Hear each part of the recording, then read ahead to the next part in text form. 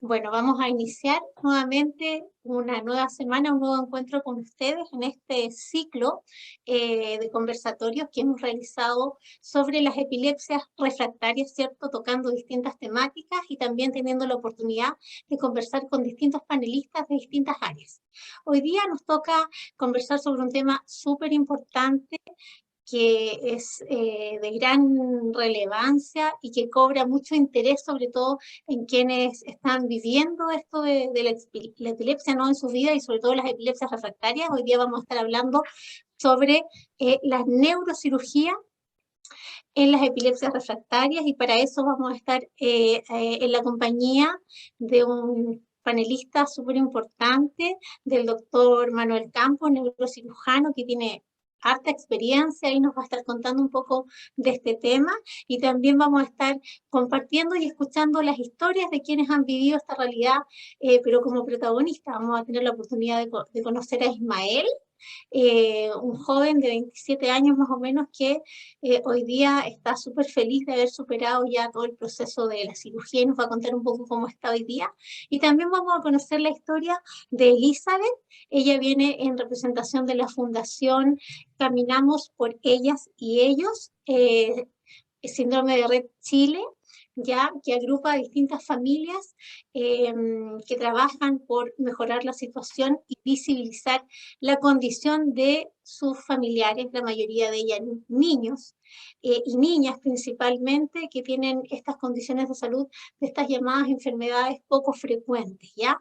Así que también vamos a conocer un poquito de ella. Les invito, como siempre, a hacernos sus preguntas, sus comentarios y también contarnos un poco quiénes son a través del panel de preguntas y también a través de nuestro chat.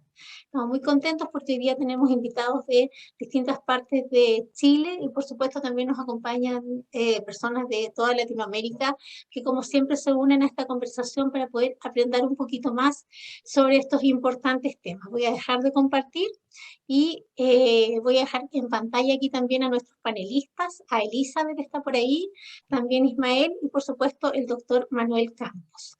Para iniciar, y como ustedes ya saben, este ciclo ha sido posible gracias a la colaboración y al trabajo en red con distintas fundaciones y asociaciones de pacientes. Y hoy queremos compartir con ustedes un video de sensibilización de la fundación que trabaja por el síndrome de Red. Así que a continuación vamos a ver este video y vamos a partir nuestra conversación luego.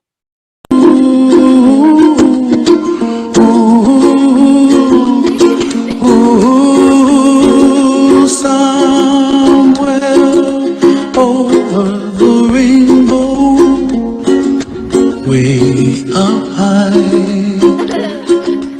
and the dreams that you dream of once in a lullaby.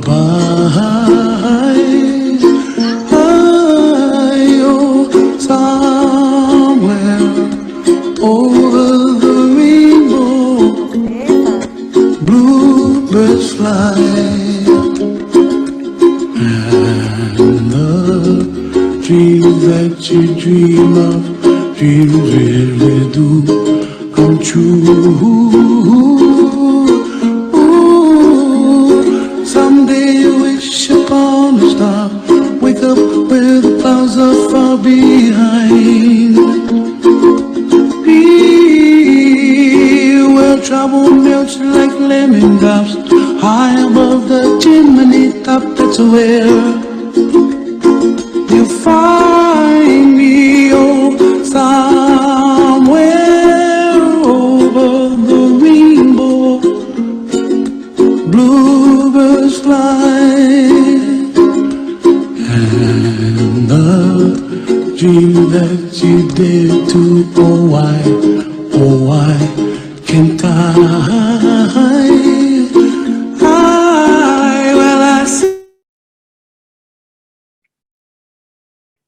Bueno, contarles que para mí ha sido súper emocionante poder conocer un poco el trabajo que realiza esta fundación con palabras tan bonitas y mensajes tan lindos como Alzo mi voz por ti o Camino por ti, que representa esta gran motivación y el gran amor de las familias que trabajan acompañando a sus hijos, ¿cierto? E hijas principalmente, que están en etapa de confirmación de su diagnóstico o de su condición, de distintas patologías que conocemos como poco frecuentes y por lo tanto son muy invisibles muchas veces para nosotros.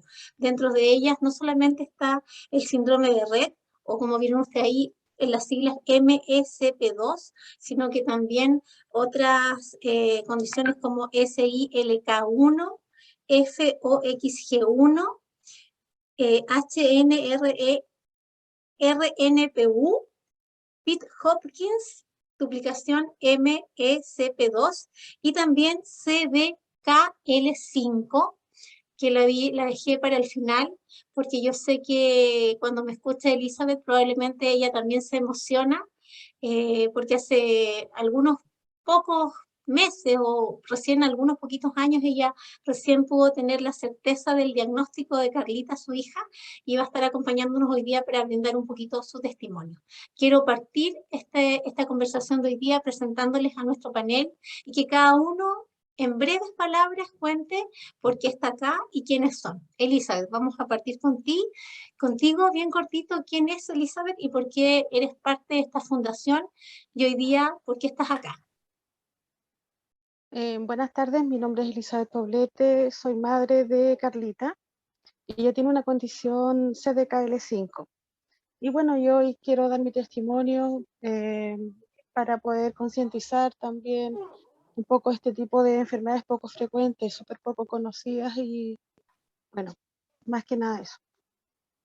Gracias, Elizabeth. Vamos a conocer un poquito más a Elizabeth durante esta horita que tenemos de transmisión. Y ahora vamos a dejar también para que se presente en breves palabras a Ismael, este joven que aquí quiere también dar su testimonio y contarles por qué está acá, por qué estás acá, Ismael. Bueno, hola, buenas tardes a todos. Estoy acá para dar mi testimonio de cómo fue la operación que tuve, tuve la posibilidad de operarme de la epilepsia. Bien, y finalmente dejo con ustedes al doctor Manuel Campos, nuestro panelista hoy día, el experto, a quien vamos a hacerle muchas preguntas, doctor, para que también nos cuente un poco cómo se vincula usted y cómo lo motiva este gran tema de las neurocirugías en epilepsias.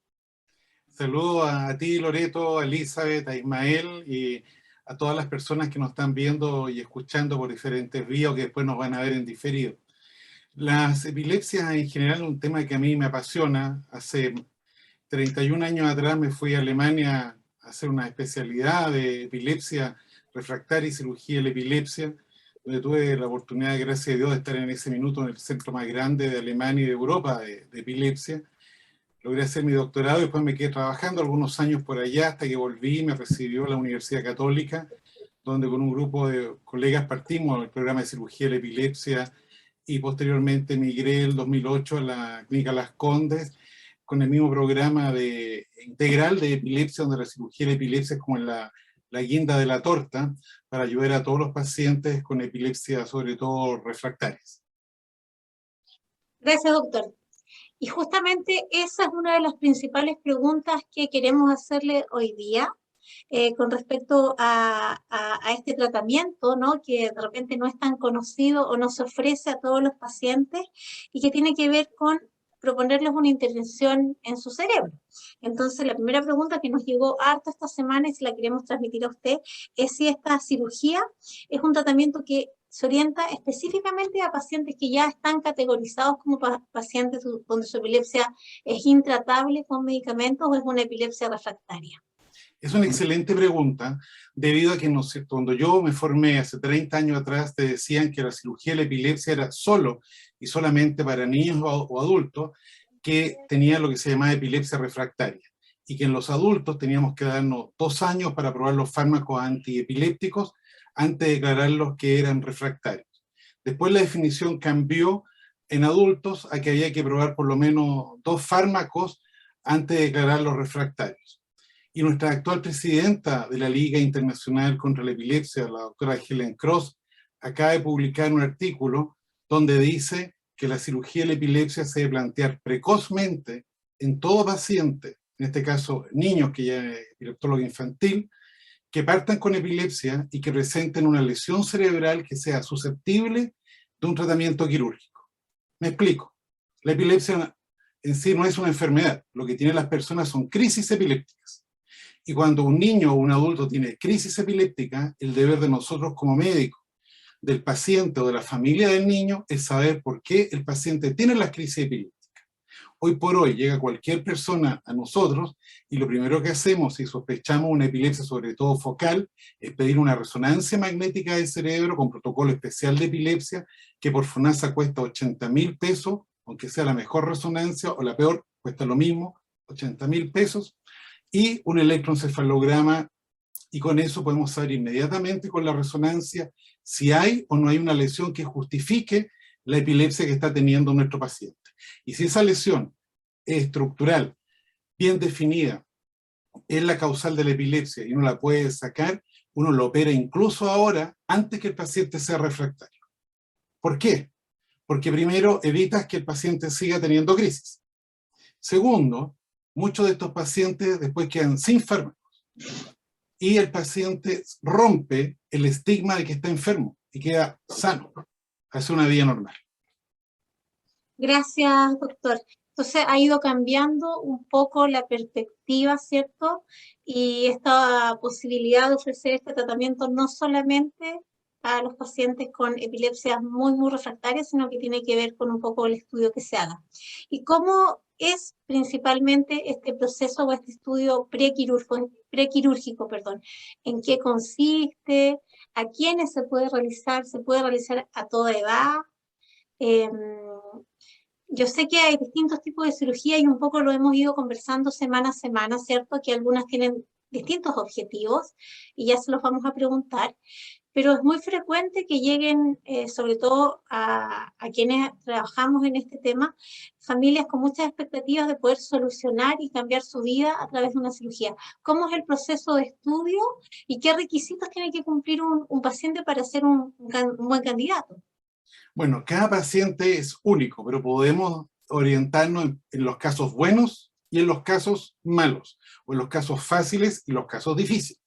Los casos fáciles es el paciente que tiene un puro tipo de crisis, que todas las crisis son iguales, que son focales, y que estas crisis tienen un origen en una lesión estructural cerebral bien definida, que tiene un buen correlato entre la resonancia magnética del cerebro y el registro eléctrico en las crisis.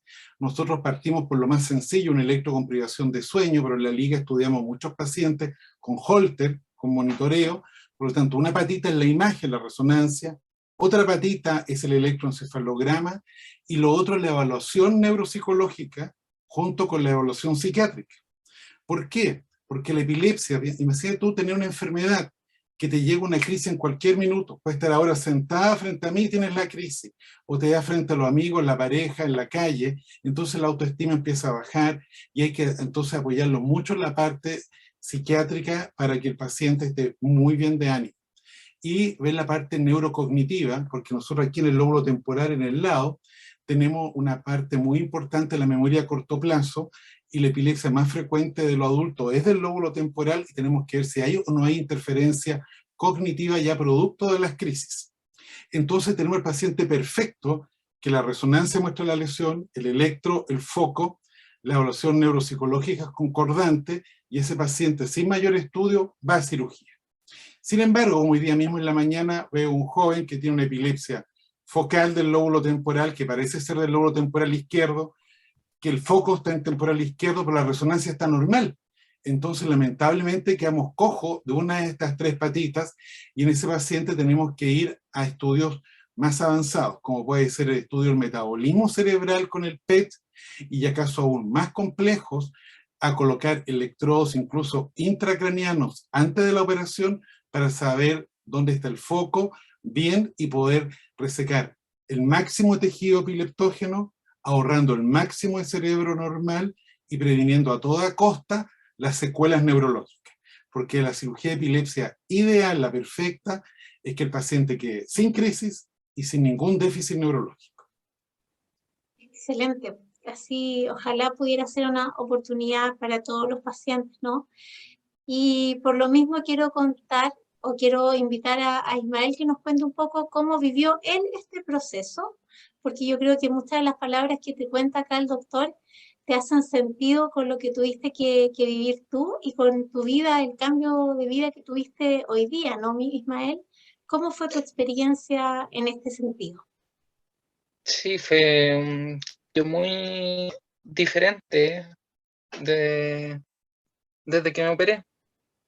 Un doctor Campo, muy buen médico. Primero me tomaron por el monitoreo, como dijo anteriormente, y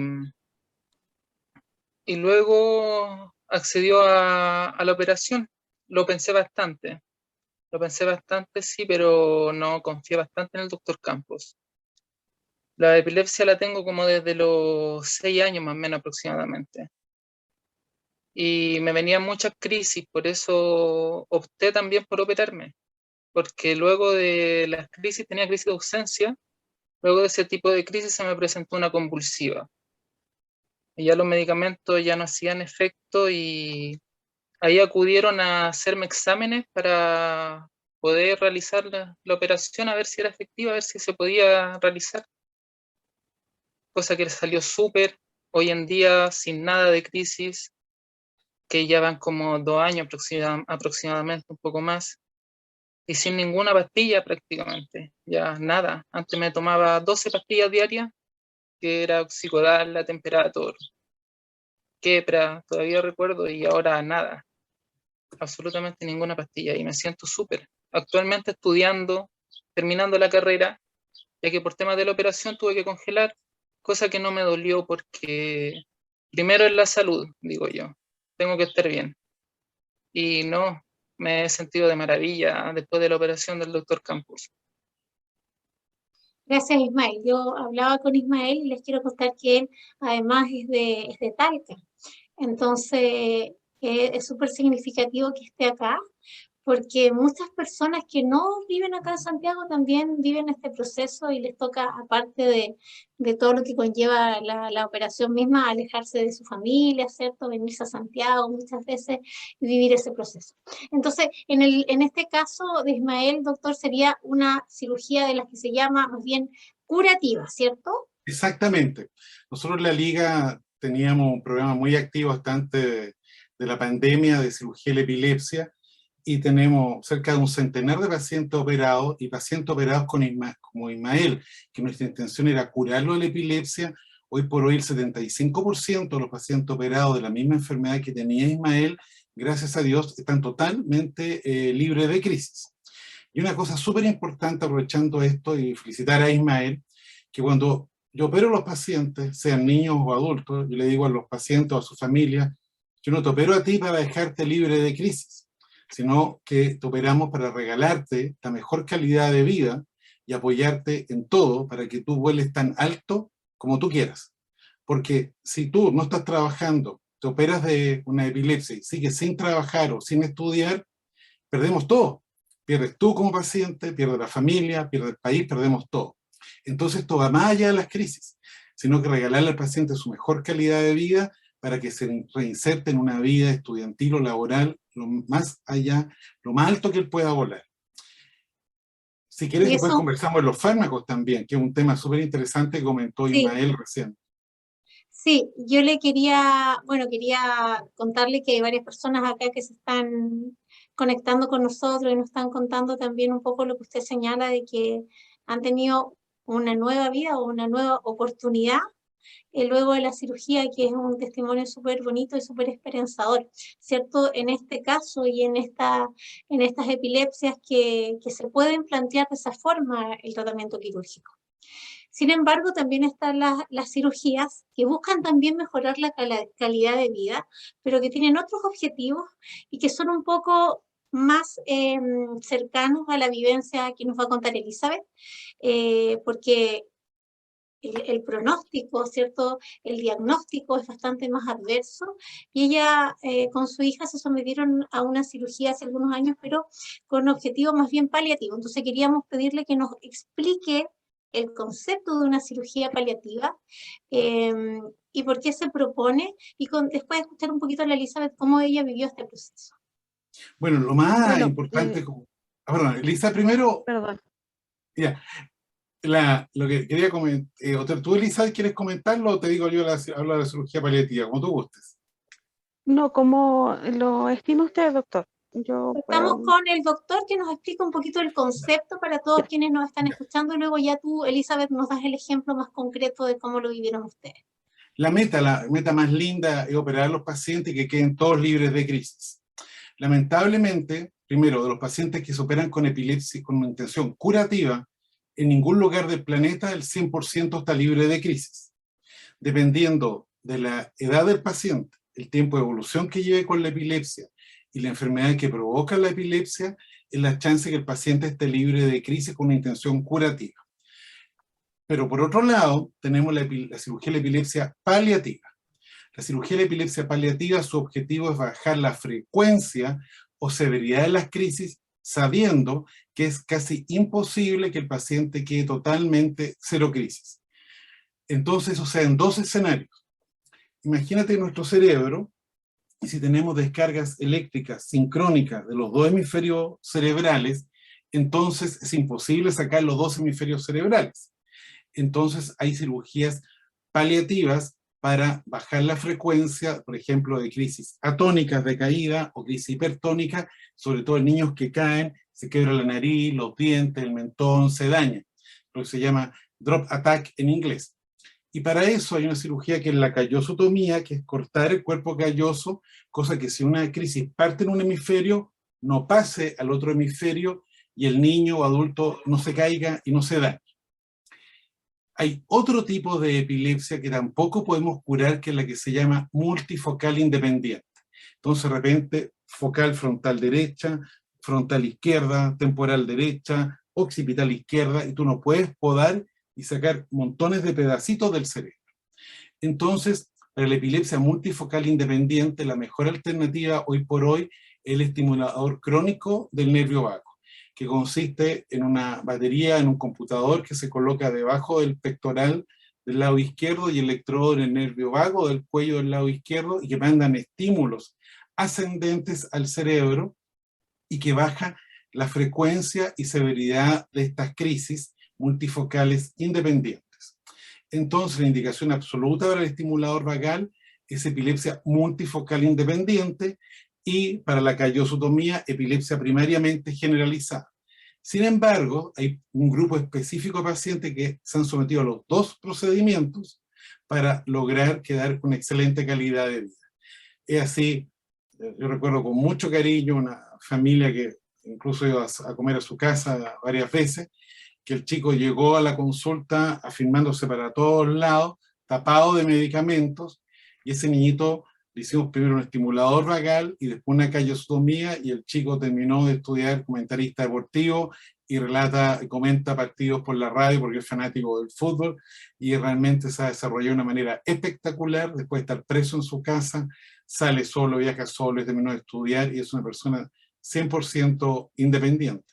Y eso no tiene precio. Entonces, me gustaría que Elisa nos contara la experiencia, porque ella tuvo un problema con su hija, que me gustaría que nos contara cómo llegó y cómo le fue. Elizabeth, cuéntanos un poquito de cómo viviste tú el proceso de la cirugía de tu hija, y un poco también de cómo ha sido la experiencia de acompañarla también en este proceso de poder llegar a dilucidar su diagnóstico.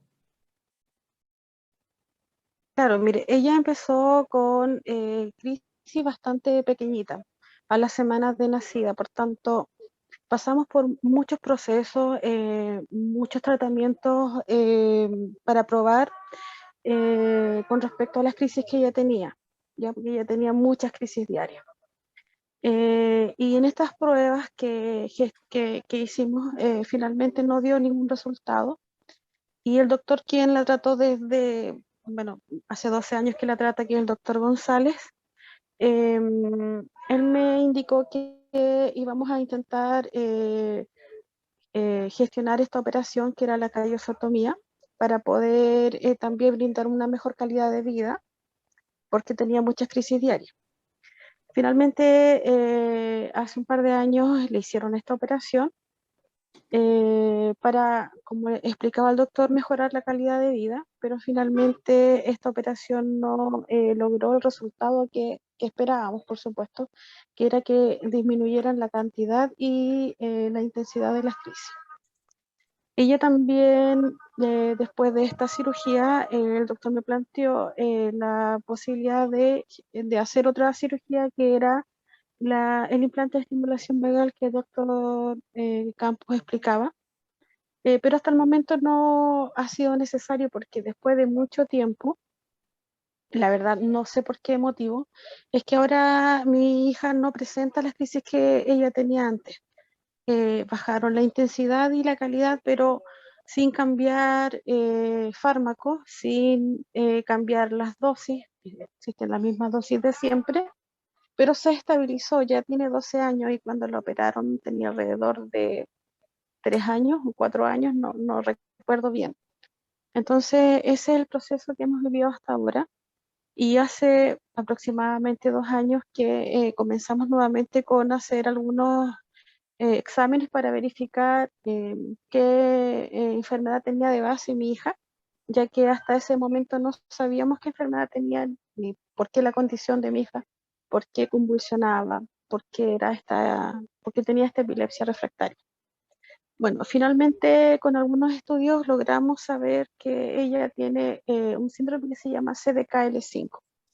Y es por eso que mi hija tiene esta condición de esta epilepsia refractaria. Pero eso en cuanto a la condición y en cuanto a la operación. Bien.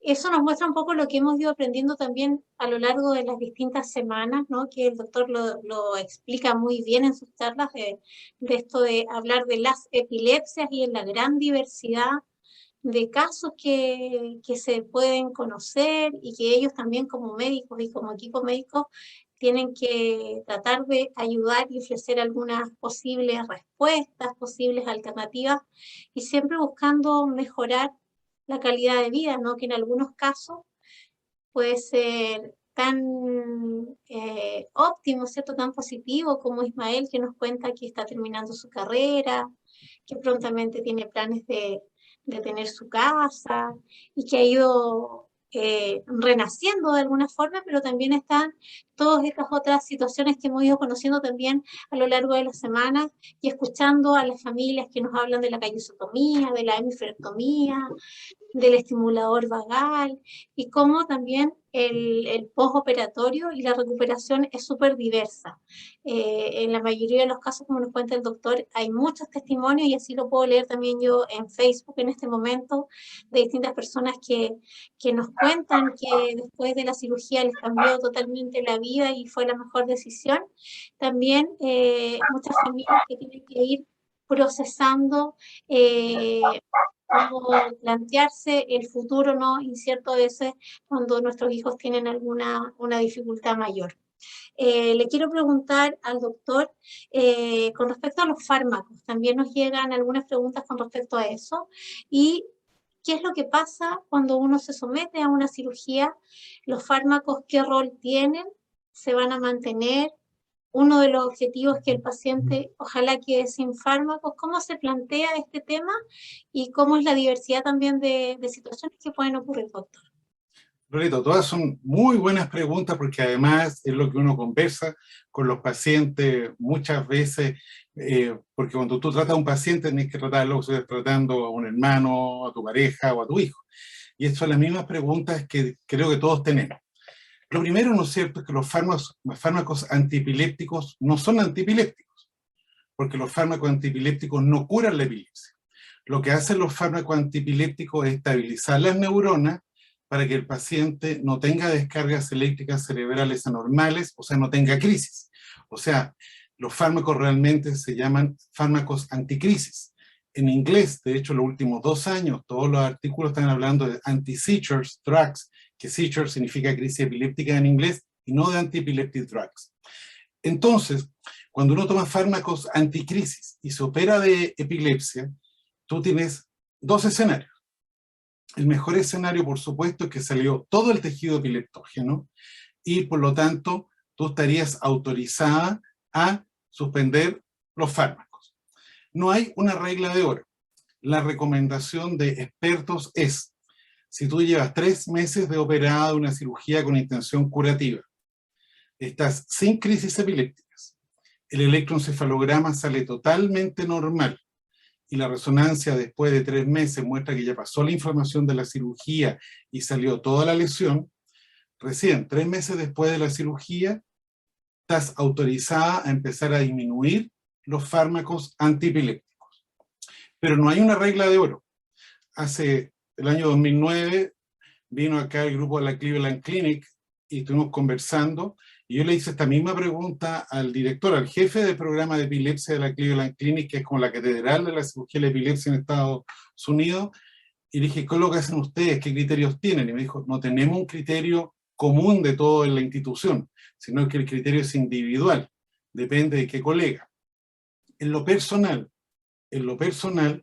jamás suspendo los fármacos antes de 3 meses debido a que todavía hay fenómenos inflamatorios y pueden tener crisis incluso diferentes a las que tuvieron antes.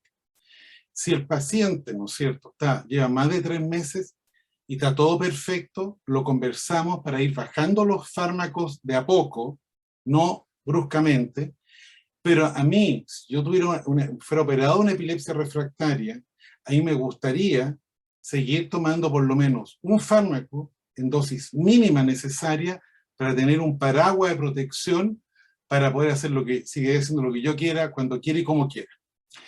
Hace un par de años atrás me dio una querida paciente mía que operamos por la Liga, una de las primeras pacientes que operamos por ahí por el año 96 o 98 en la Universidad Católica, y me dijo, Manuel, llevo más de 20 años sin crisis, quiero suspender el Tegretal.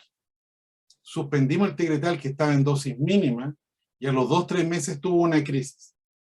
Su autoestima bajó, se sintió mal y tuvimos que reiniciar los fármacos. Entonces, no hay una ley de oro. Ustedes saben, a ver, nosotros tenemos con mi querido amigo Andy Kanner este libro de epilepsia que escribió. Y no es un secreto porque Andy lo comenta en todos lados. Mi amigo Andy Kanner, después que publicamos el libro, tuvo una crisis epiléptica. Una sola crisis. Y se operó y está 0 crisis. Hasta el día de hoy, él sigue tomando un fármaco antiepiléptico como paraguas de protección. Porque él vive en Estados Unidos y si tiene crisis no puede manejar, no puede hacer nada. Y en Estados Unidos, si tú no manejas, estás preso en tu casa. Por lo tanto, ¿no es cierto? Mi sugerencia es que si uno tiene una epilepsia y está tomando 2, 3, 4, 5 fármacos y en dosis alta, y está libre de crisis, y el electro está normal y la resonancia está normal, la meta sería quedar con un puro fármaco y en dosis mínima, para sentirse seguro. Esa es mi sugerencia personal. No es una ley y que tenga un consenso nacional o internacional. No hay reglas de oro, como dice usted, no hay... Justamente, no hay una regla de oro que para todos sea igual y que sea una verdad absoluta, no existe. No existe. En el caso tuyo, Ismael, ¿cómo fue el despertar y cómo fue ese proceso? Porque tú me contabas que al principio algo pasó y que después ya empezaste a retomar todas tus actividades. ¿Con qué secuelas quedaste al principio y cómo fue este proceso de irte recuperando? El doctor habla mucho acá de lo importante que es el soporte del equipo, sobre todo de la salud mental, ¿cierto? El acompañamiento de un buen psiquiatra, de un psicólogo, porque hay muchos cambios bien profundos que ocurren. En el caso tuyo, ¿nos cuentas un poquito cómo fue? ¿Estás con silencio? ¿Estás con el micrófono apagado? Ay, sí, lo siento. Bueno, de primera, cuando recién desperté luego de la operación, me di cuenta que estaba en la clínica, pero luego se me olvidaron algunas cosas. Por ejemplo, se me olvidaba lo que era la palabra botón, la almohada, fueron esos 3 días que estuve en la clínica nada más, que fueron una leves cosas que se me olvidaron. Y ya después ahí fui retomando con los médicos, después de que descansé como 15 días, estuve ahí en reposo. Y luego me derivaron ahí a médicos psicólogos, psiquiatras, en donde iban viendo el avance después de la operación, y lo cual no fue mucho, y salí bien del todo, en realidad. No, no fue tanto no fue nada malo lo que me pasó en realidad, la verdad, después de la operación. Nada más que al principio, nomás los primeros síntomas que se me olvidaban las palabras, pero no, ya después me fueron reduciendo las pastillas. Como tomaba las 12 me las fueron reduciendo de a poco, hasta quedar con una, tuve con una, y ya ahora estoy sin ninguna, gracias a Dios, sin ninguna crisis, y estuve casi en recuperación durante 3 meses, estuve en recuperación. Y hasta hoy en día no tengo absolutamente nada, no me ha vuelto ninguna crisis. Pueden existir, doctor, como en el caso de Ismael, perdón, estas secuelas como a corto plazo que él habla que le afectaron al lenguaje. ¿Es habitual eso que ocurra? Claro, es muy habitual cuando tú operas el lóbulo temporal dominante. Si tú eres diestro, el lóbulo temporal izquierdo. Entonces se produce lo que se llama anomia. Que tú, por ejemplo, me muestras los lentes, yo sé que sirven para leer, pero no te puedo nominar la palabra lentes. O te veo tu cara y me acuerdo que te conozco, o se me olvida que te llamas Loreto. Entonces, eso ocurre generalmente cuando uno opera el lóbulo temporal dominante, pero es transitorio. Igual cosa con la memoria a corto plazo. Los pacientes que nosotros operamos de los lóbulos temporales que tienen que ver con la memoria a corto plazo, el 50% queda igual, no mejora ni empeora. El 25% mejora y el 25% empeora. Pero la evolución natural de la enfermedad, en este caso, es que la memoria va cayendo día a día, o sea, la operación te frena o te mejora la memoria y solo un 25%, un cuarto, sigue para abajo. Pero, como te digo, hay casos que uno tiene que pagar un precio por la cirugía de la epilepsia. Y quizás nos están escuchando muchas mamás o parientes de niños que han sido sometidos a la cirugía más radical que hay en neurocirugía, como dice el doctor Strange en Marvel, la hemisferectomía funcional, la cual está destinada exclusivamente cuando el niño tiene todo un hemisferio afectado y que le produce epilepsia, ya sea por una encefalitis crónica progresiva como un Rasmussen, un Sturge-Weber, secuela de un infarto cerebral, una displasia cortical, etc. Y en esos pacientes uno tiene que desconectar todo el hemisferio y hacer esta hemisferectomía funcional. Y el paciente, niño, ojalá operarlo antes de los 6 años de vida para que por neuroplasticidad todo el otro hemisferio sano tome las funciones del hemisferio que uno operó, porque si tú lo operas después de los 6 años, la neurorehabilitación es mucho más lenta y más dificultosa. Entonces esos niños salen, por ejemplo, hemipléjicos de pabellón, pero gracias a Dios la mayoría al mes están caminando, a los 2 meses están corriendo. Y si tienen problemas de lenguaje, si lo operaste en el hemisferio dominante, tienen que hacer un trabajo de rehabilitación del lenguaje muy prolongado. Y la familia y todos los seres queridos que rodean al niño operado de hemisferectomía tienen que trabajar en una neurorehabilitación multidisciplinaria durante 1 año o mucho más para que el niño, ¿no es cierto?, pueda reincorporarse totalmente a una vida normal.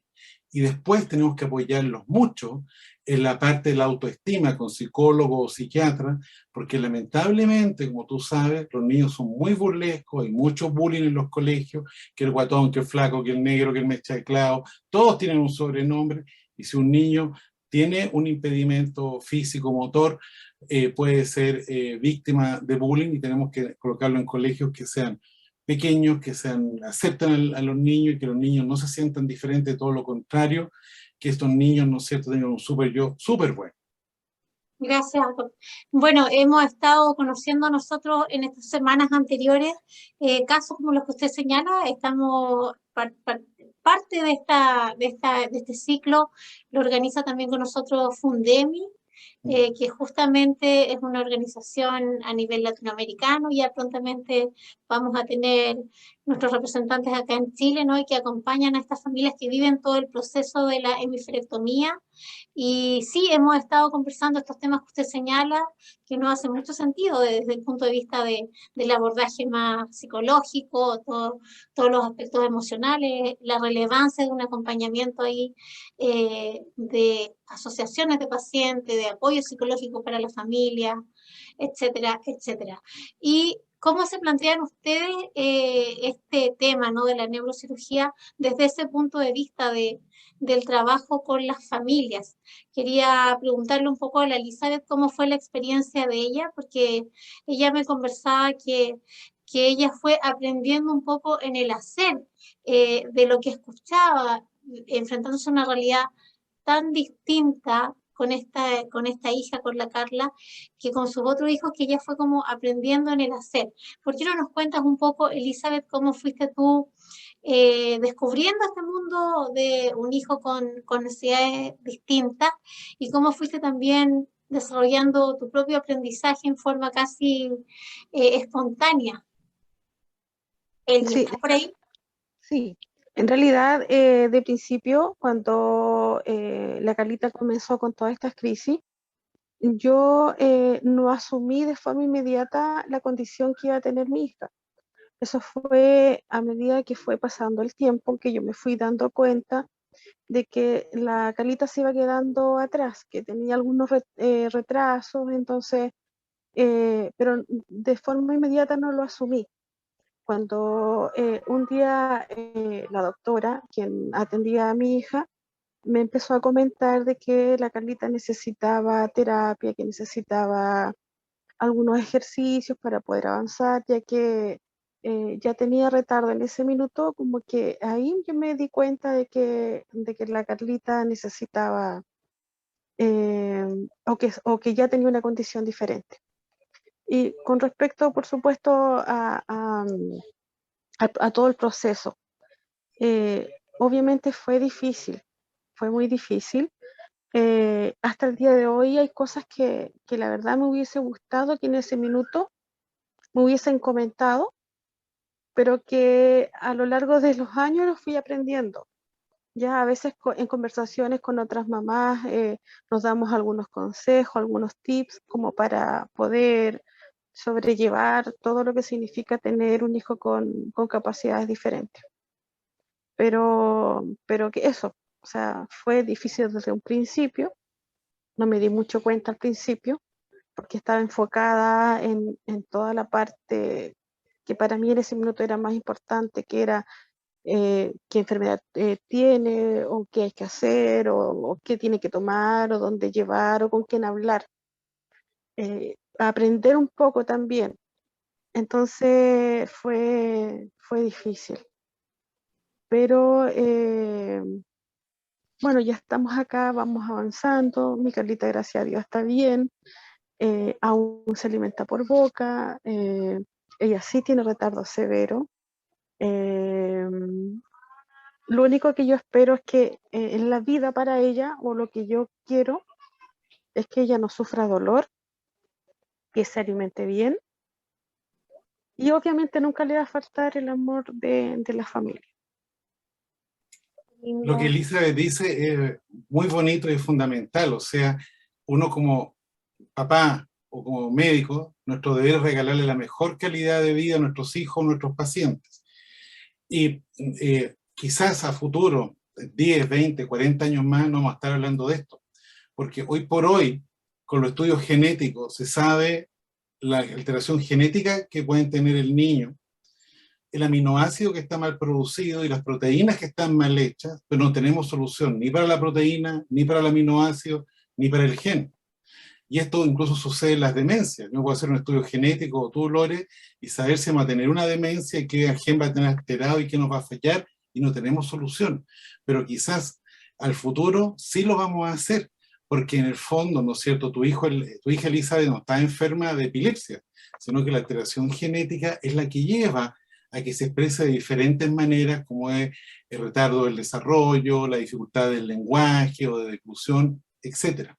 Y eso es súper importante que lo tengamos todos claro cuando tenemos un niño o un adulto que tiene epilepsia más algo más, porque tenemos que tratarlo siempre en forma integral, porque la epilepsia refractaria es parte del problema.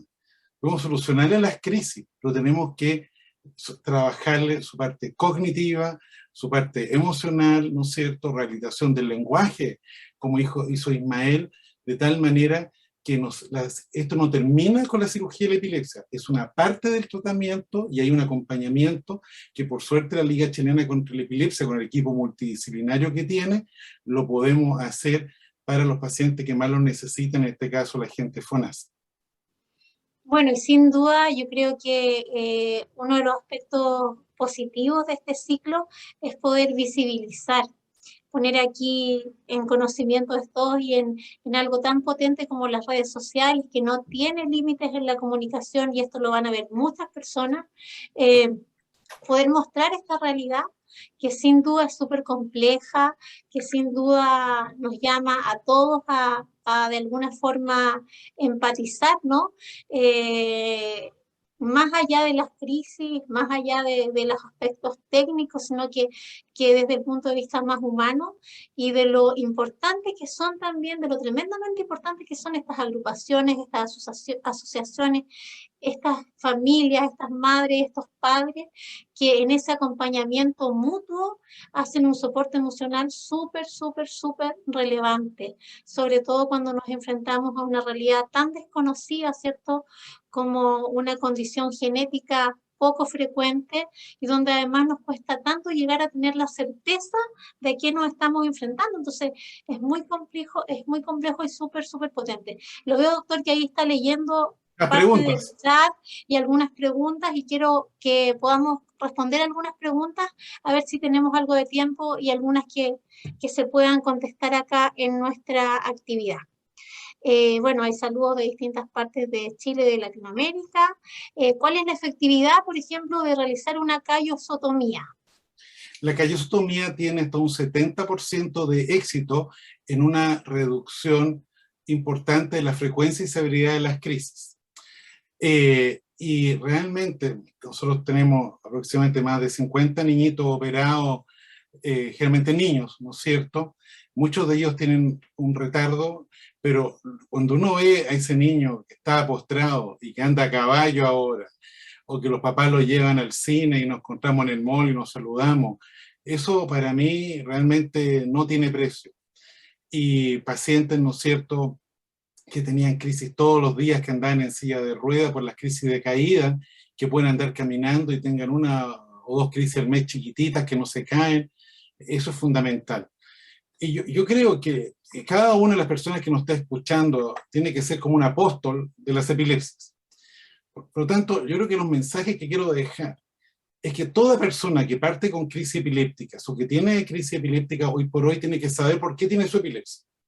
Y tiene que tener hecho una resonancia magnética de cerebro de excelente calidad, ojalá 3 Tesla con corte finito, finito, finito, y un buen electroencefalograma hecho en un buen lugar, con un buen informe, para poder saber para dónde va la micro. Porque si yo parto con crisis, yo quiero saber para dónde va la micro. Y si hay una lesión cerebral, es como si yo tengo tos y tengo un nódulo en la cuerda vocal, me puedo tomar todos los días un frasco antitusígeno, me puede disminuir o quitar la tos, pero va a seguir teniendo tos hasta que no me opere el nódulo en la cuerda vocal. Esto es exactamente igual.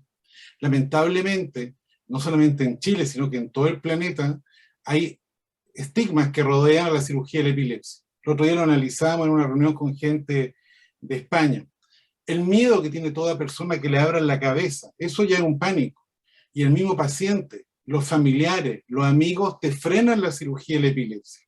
O a veces, yo doy una charla de cirugía de la epilepsia a los jóvenes estudiantes de neurología y levanta la mano un chico al fondo y me dice, doctor, no, yo no me mandaré a operar a un paciente porque es muy peligroso. Resulta que la tasa de mortalidad de la cirugía de la epilepsia en el mundo es de 0,1 a 0,2. O sea, 1 o 2 de cada 1000 pacientes que se operan se mueren. Gracias, yo no me creo Dios, pero gracias a Dios, yo tengo más de 1000 pacientes operados en mi vida y nunca se me ha muerto ninguno. La tasa de secuelas neurológicas que queden permanentes fluctúa entre un 2 a un 4%. Pero si yo tengo epilepsia y no se controla con fármacos, el riesgo que yo esté muerto a 10 años plazo es de un 9%. O sea, si comparas 9%, 9 de 100 versus 1 a 2 de 1000, es totalmente asimétrico. Es lejos más peligroso no operarse que operarse. Yo miro a Ismael y lo miro y no sé qué lado de la cabeza lo operé, si el derecho o el izquierdo, porque ni siquiera se le nota, ¿no es cierto?, el lado de la operación. Al parecer fue el izquierdo. El izquierdo parece. El izquierdo, pero yo lo miro y ¿de qué lado lo operé? Y eso es muy bonito, de que los pacientes, ¿no es cierto?, van a quedar sin crisis y sin cicatriz que se le va a notar ni nada. Pero hay todo el estigma este que conlleva de meterse al disco duro y operar el disco duro del cerebro.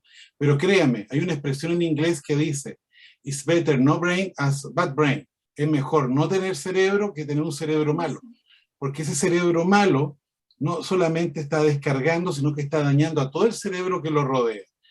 Y por eso es que niñitos que hablaban dejan de hablar, niñitos que caminaban dejan de caminar, porque las crisis van matando neuronas, van frenando el desarrollo, sobre todo los niños en los primeros años de vida. Y por eso tenemos que parar las crisis lo más pronto posible, además para mejorar el desarrollo cognitivo y lo que dicen los norteamericanos, el behavior, la conducta, la manera de ser, la afectividad. Esta misma semana controlé a un joven de unos 40 años, ingeniero, que le partió con su crisis cuando estaba estudiando ingeniería. Autoestima súper baja, soltero, sin hijo, viviendo con los papás. Cuando lo conocí cabizbajo, mirando para el suelo. Lleva un mes de operado, sin crisis, y el hombre que vi es otra persona. Señor de sí mismo, con una cara inteligente, de empoderado, y esa persona me decía, doctor, me siento diferente. Y dije, ¿que eres diferente?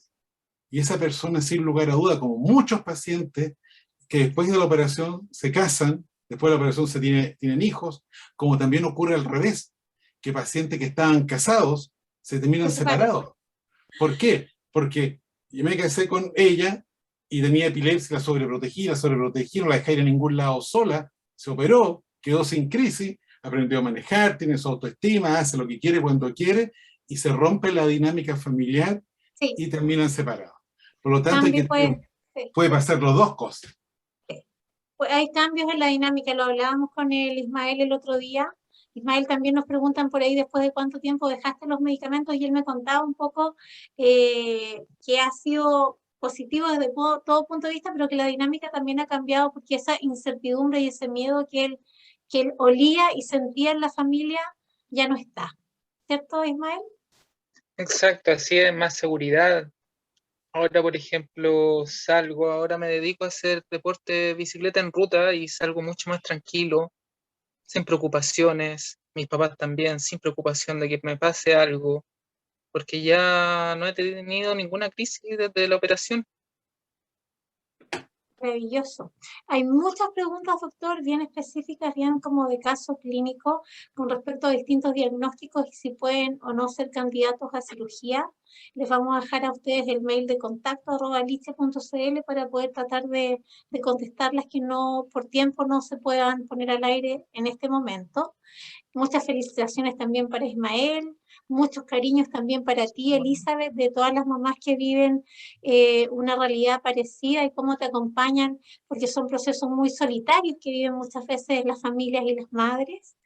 Y para ir cerrando, quiero que cada uno de nuestros invitados nos cuente cuál sería el mensaje con que se quedan después de esta conversación hoy día y qué les quisieran decir a todas las familias que nos están escuchando acá en Chile, en Latinoamérica. Tenemos a muchas cuidadoras, a muchos cuidadores y a muchas personas que tienen epilepsia y que están en este proceso de ver si tal vez ellos son susceptibles de ser operados. ¿Qué les dirías tú, Ismael, por ejemplo?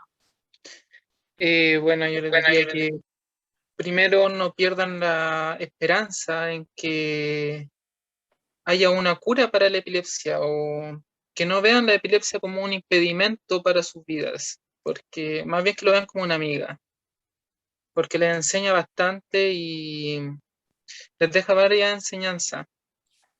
Y pucha, si tienen la posibilidad de operarse, que la aprovechen, porque Están en muy buenas manos. Gracias. Bueno, doctor, usted ya nos habló un poco de varias cosas, mucha información súper simple que nos entregó y súper valiosa. De todas maneras, me queda súper claro que es súper importante una buena evaluación del médico, el poder acceder a un buen estándar en los exámenes principalmente para ir dilucidando si el camino nos lleva a una posibilidad de cirugía o no.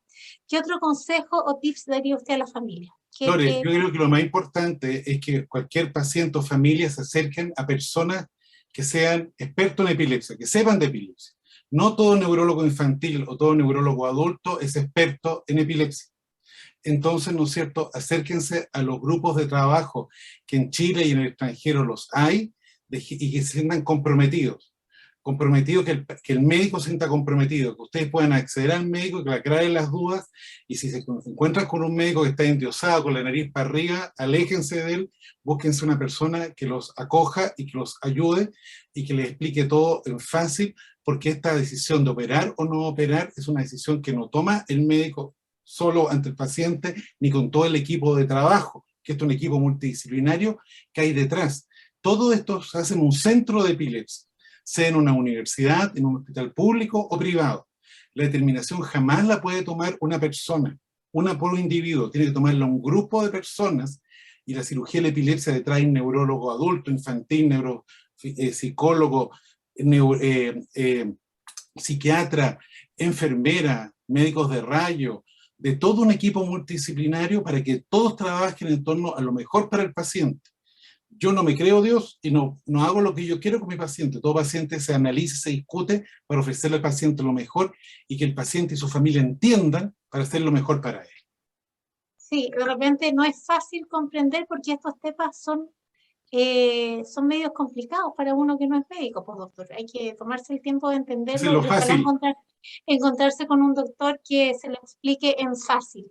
Elizabeth, queremos dejarte a ti ahora en pantalla para que nos des el último mensaje a las familias que te están escuchando, a quienes están enfrentándose, al igual que tú, a este proceso complejo de buscar una respuesta, de llegar a un diagnóstico, ¿no?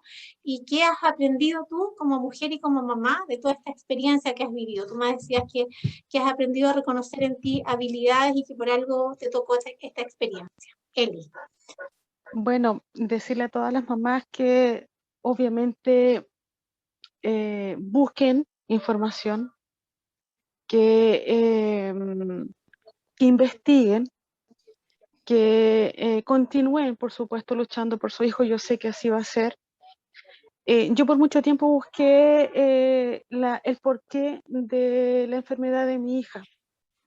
Me culpé muchas veces, culpé a muchas personas y sin embargo llegó este resultado de un examen en donde, claro, por supuesto que no cambió a lo mejor la condición de mi hija, pero fue súper importante para mí porque también comprendí de que hay cosas que suceden que nosotros obviamente no podemos controlar. Y esto fue uno de ellos, que llegó mi Belencita, que así la llamamos en la casa, como una bendición para nosotros. Yo sé que muchas veces nosotros como mamás vivimos esta condición de nuestra hija en solitario, pero siempre va a haber una mamá que está dispuesta a enseñarnos y a hablar con nosotros cuando algo no sabemos. Apoyémonos entre nosotras, es lo más importante. Apoyemos a nuestro hijo. Yo aprendí mucho en realidad de mi hija. Ella tiene una fuerza, fortaleza pero inmensa, que día a día yo la veo en ella y eso es lo que a mí me impulsa a seguir adelante con todo. Así es que un abrazo para todas y para todos, por supuesto. Y nada, eso, que no pierdan la fe y la esperanza. Gracias, Elizabeth. Vamos a quedarnos en unos breves minutos más con el video de la Fundación nuevamente para que lo puedan escuchar. Y sin duda, hoy día esa mamá que acompaña, que contiene y que le baja el miedo a otra mamá fuiste tú, Elizabeth. Así que te damos las gracias inmensamente porque hoy día tú estás haciendo lo que muchas veces tú necesitaste. Así que gracias a ti. Gracias a Ismael también por su testimonio tan bonito, lleno de positivismo. Gracias a usted, doctor, por aclararnos la gran cantidad de dudas. Les quiero contar a todos quienes están todavía escribiéndonos ahí por el chat que tenemos el compromiso de poder contestar sus preguntas, y si quieren nos pueden escribir a nuestras redes sociales o a nuestro mail de contacto, que es contacto@liche.cl, así como leche, pero en vez de leche, liche. contacto@liche.cl, y también decirles que este conversatorio del día de hoy va a estar disponible desde mañana en nuestro canal de YouTube para que lo puedan compartir o volver a ver si es que ustedes lo desean. A nombre de la Liga me despido y dejo con ustedes a continuación el video de la Fundación Caminamos por Ellas y Ellos, y agradecida de poderlos haber acompañado. Gracias a nuestros panelistas, gracias doctor, gracias Ismael y gracias Elizabeth. Que estén todos muy bien. Gracias. Hasta luego, igual, que esté muy bien. Abrazo, Ismael. Un abrazo, doctor, Elizabeth. que esté muy bien. Hasta luego, un gusto. Chao, Lore, felicidades. Chao, que estén bien, gracias.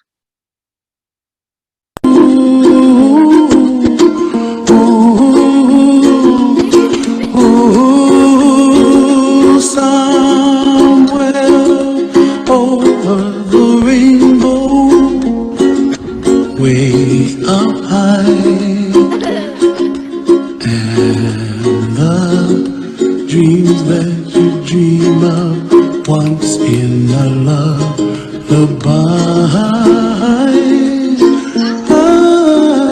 Oh, somewhere over the rainbow, bluebirds fly, and the dreams that you dream of, dreams really do come true. Ooh, someday you wish upon a star, wake up where the clouds are far behind. Where trouble melts like lemon drops, high above the chimney top, that's where